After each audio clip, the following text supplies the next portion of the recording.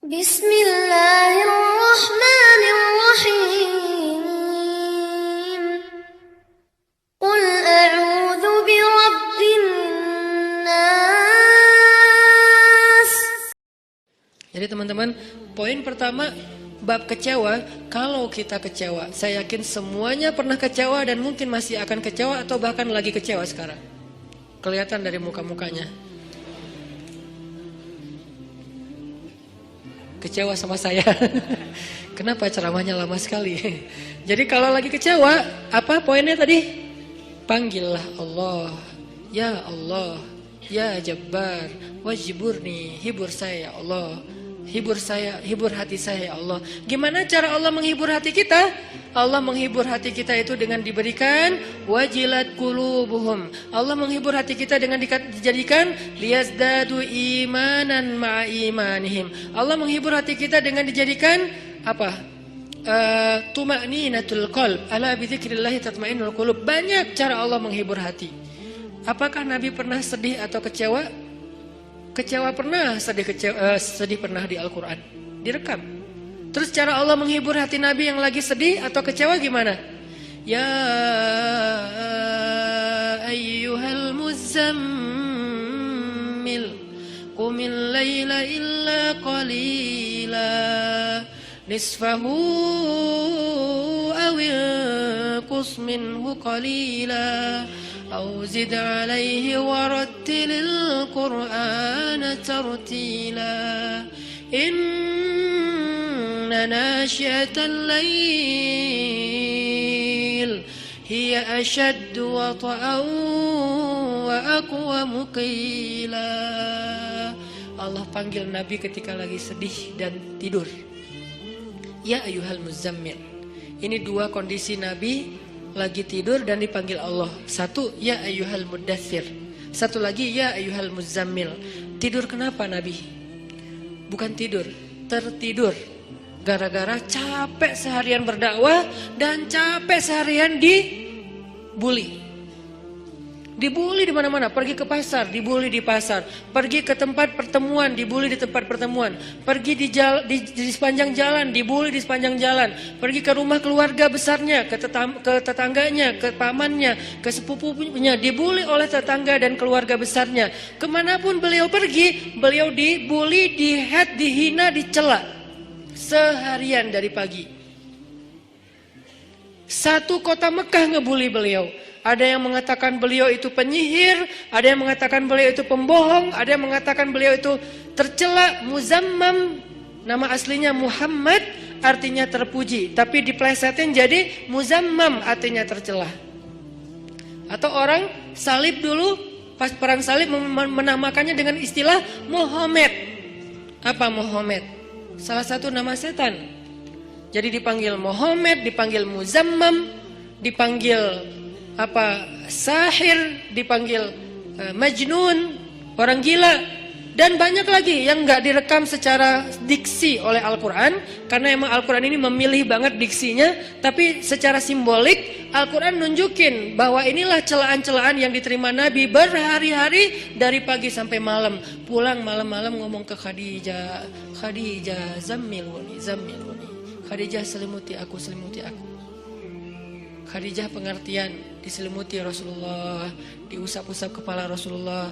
Tenang Rasulullah, tenang ya Rasulullah, la tahzan ya Rasulullah, Allah gak akan ninggalin kamu, Allah tuh sayang sama kamu ya Khadijah. Tapi di tubuh Rasulullah tuh banyak lemparan, bekas lemparan, dibersihin sama Khadijah. Setelah Khadijah wafat, nanti yang menggantikannya Fatimah yang bersihin bekas-bekas lemparan orang. Ada yang lemparin kotoran, ada yang lemparin benda-benda keras sehingga melukai Nabi, dibersihin sama Khadijah. Udah capek, Nabi tertidur.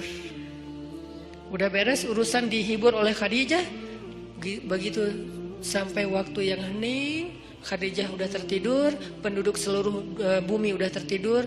Allah memanggil kekasihnya, ya ayyuhal muzammil, wahai orang yang berselimut.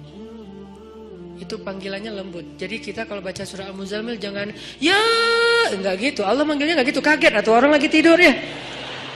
Nah, ayatnya aja lagi berselimut, manggilnya teriak-teriak. Jangan, itu namanya prank. Itu bukan tilawah, itu ngeprank. Makanya jangan tilawah sambil ngeprank.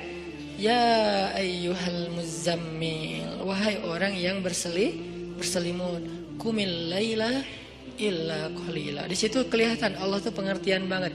Kumil lail illa qalila. Bentar aja, nggak usah lama-lama. Kenapa? Karena begitu Nabi berdiri sholat, disitulah Allah akan menghibur hati Nabi. Kalau kita belum bisa terhibur dengan sholat tahajud atau minimal dengan sholat 5 waktu, berarti hati kita berpenyakit. Fi qulubihim marad. Dan itu harus kita obatin. Obatnya apa? Obatnya istighfar. Kalau orang banyak dosa, belum bertaubat, belum beristighfar kepada Allah, dia susah minta dihibur oleh Allah. Dan terus nanti dia kayak menuduh Allah gak menghibur dia. Padahal Allah udah sering menghibur dia, cuman gak berasa di hatinya. Karena hiburan Allah itu hanya bisa dirasakan oleh orang-orang yang hatinya bersih. Dan cara membersihkan hati itu tazkiyatul nufus atau tazkiyatul qulub, tathhirul qulub adalah dengan salah satunya istighfar.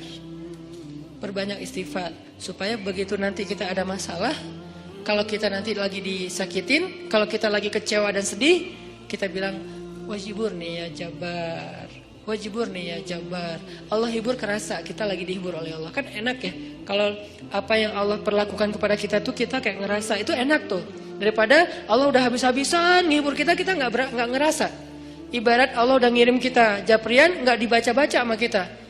Terus nanti kita tuduh, lu kok nggak empati banget sih sama gue lagi sedih-sedihnya, gue curhat nggak dibalas-balas. Udah dibalas, nggak ada, lu aja nggak baca. Oh ya ada, banyak ternyata. Artinya nggak dibuka sama kita kan? Kenapa nggak dibuka? Mungkin pulsa kita habis, mungkin handphone kita error, mungkin apa dan segala macam kemungkinan. Nah gitu juga dengan Allah. Wa idza sa'alaka 'ibadi anni fa inni qarib. Qarib itu kalau lebih dekatnya namanya akrab. Akrab. Qarib, karib. Sahabah qarib, sahabat karib. Itu bahasa Arab. Kan saya sering nge-mention bahwa ini dari bahasa Arab, bahwa biar kita tahu identitas bahasa kita itu sebetulnya sebagian besar diambil serapan dari bahasa Arab. Terus siapa yang merangkai bahasa Indonesia dari bahasa Arab kalau bukan ulama? Jadi nggak bisa dilepaskan antara ulama dengan Indonesia, antara ulama dengan kebangsaan, antara ulama dengan nasionalisme. Toh bahasa nasional kita dibentuk oleh ulama. Buktinya serapannya 90% itu bahasa Arab. Sebagiannya benar terjemahannya, sebagiannya keliru, tapi tetap aja bahasa Arab. Makanya kenapa saya sering mention itu bukan mau di Arab-Arabin biar gaya, biar kelihatan ustadz gitu, enggak. Kalau mau kelihatan Arab banget saya banyakin Arab emang itu mah. Ini enggak lagi kayak gitu. Lagi pengen menarik benang sejarah kalau bahasa kita itu emang sebetulnya bahasa Arab yang diserap. Jadi kalau ada yang agak alergi tentang Arab, saya pikir ini berlebihan. Kita nggak alergi terhadap ras, mau Arab kayak, mau Eropa kayak, mau Afrika, mau apa, ya kan itu semuanya takdir Allah kan. Emang kita bisa minta diciptain sebagai orang apa? Nggak bisa kan? Ya Allah saya pengen diciptain sebagai orang apa ya enaknya. Ini deh orang Rusia, tinggi, putih, rambutnya pirang. Ya Allah saya pengen diciptakan sebagai orang Afrika. Kenapa? Biar tawadu. Nggak gitu juga sih. Jadi kita nggak bisa request gitu kan ya. Dan orang Afrika pun sebetulnya sekarang kan jadi keren ya. Orang kulit hitam keren nggak sih? Berasa sekufu, segolongan. Kalau orang kulit hitam didiskriminasikan nggak keren, kasihan tuh. Kan kulit hitam juga sekarang jadi favorit. Bahkan banyak orang yang pengen menghitamkan kulitnya. Ini artinya ya nggak bisa request mau jadi orang apa, sehingga kita nggak boleh benci golongan ataupun ras, karena dia diciptakan kayak gitu tuh bukan pengennya dia, itu namanya sunnatullah dan takdir, itulah ketentuan Allah. Kalau kita cela rasnya, berarti kita mencela pencipta ras itu, yaitu Allah Subhanahu Wa Taala. Balik lagi ke yang tadi, intinya bahasa kita emang diserap dari bahasa Arab. Nah kita minta sama Allah. Kata Allah, inni qarib, aku dekat sama kamu. Ujibu da'watad da'i idza da'ani. Ujib dari kata jawab. Jawab bahasa Indonesia juga jawab. Jawabun, jawaban, jawabin, itu grammar. Terus salah satu yang diambil dari di antara 3 bentuk grammar Arab itu kita ambil jawaban, ya, menunggu jawaban. Ada orang Indonesia yang mengatakan saya lagi menunggu jawabun, nggak ada kan ya?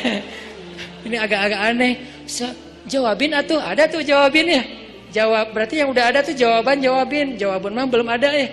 Jawabin atuh yang yang tadi. Nah, oke, berarti itu bahasa Arab juga. Jawab, ban, bin sama aja. Ujibu, berarti bahasa Al-Quran sendiri itu sebetulnya tanpa baca terjemah kalau kita tahu akar katanya, ya itu emang bahasa kita, bahasa Arab, bahasa Indonesia. Ujibu da'watad da'i idza da'an.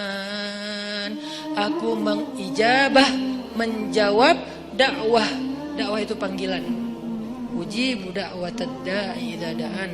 Aku menjawab panggilan dai, orang yang memanggil kalau dia mendakwah atau memanggil aku. صلي صلي عالنبي صلي عالنبي واهدى صلي صلي عالنبي صلي عالنبي